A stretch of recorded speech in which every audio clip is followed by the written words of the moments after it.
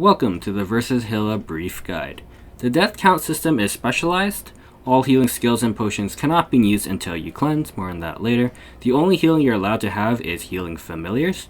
Usually 1 or 2 healing is fine, plus 1 damage. If you have a big party, 1 healing fam per party member is good too. You have 5 green skulls, which acts as your lives. Dying to damage will remove 1 green skull, turning it gray, which means you lost a life forever. You can see everyone's green skull number in the party HP marker. It's very important to keep an eye on your party's members' green skull count because it's a party effort to actually do the cleanse here. There are red threads that come down from the sky, and these red threads will turn your green skull into a red skull if you get hit by one, and will temporarily stun you. Red skulls are invalid death counts. Every so often there will be an FMA where Vhilla does a giant scythe attack. When a giant scythe attack is happening, nothing can hit you. This FMA gets rid of all red skulls and turns them into gray, so you want to get rid of those red skulls before the FMA scythe giant attack happens. You can tell when the FMA happens with the background hourglass on the left and the right. Their first FMA will always be at 2714, so you want to prep the cleanse before 2714 for the first FMA, of course. To remove the red skulls and turn them back to green, the party needs to cleanse by spawning an altar. To spawn the altar, you need to light up all the candles in the background that you see. To get hit by the red thread until all the candles in the background are light up,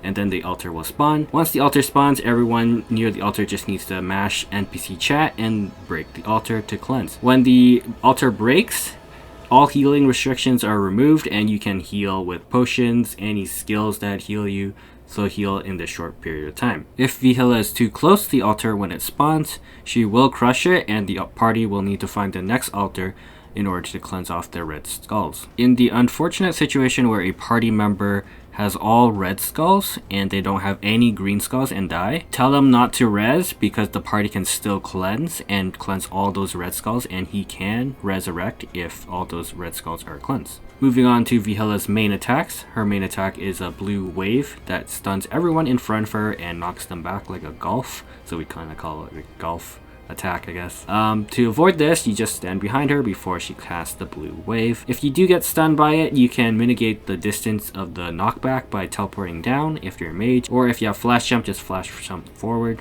so that you don't get knocked across the screen and take a lot of red threads. After the first HP bar is cleared, she will do a bone wave attack, which is called green and purple because of their distinct colors. For green, you need to stand in front of her, which is the safe zone, so you don't get hit by the bone wave attack. Remember to stay in the safe zone and then wait until the attack is complete before moving out. If you move out too early, you will still get hit by the attack. For purple, you stand behind her so that you can avoid the attack. To remember which one is which, green is for barf, so you stand in front of her, and for purple, purple is poop, so you stand behind her. So it's kind of a silly way to remember, but that's how you remember.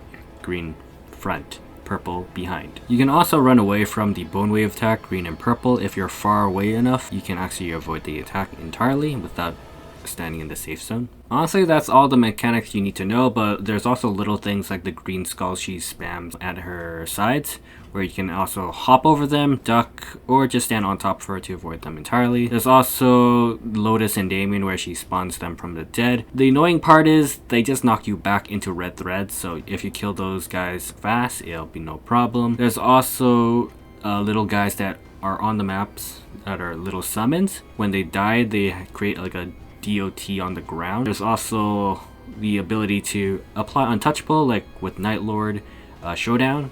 That will prevent that damage from happening. Otherwise, just avoid it and you'll be fine. Same with the poison clouds. That's it for the guide, and hope you guys clear Vhilla and get the source of suffering. Good luck.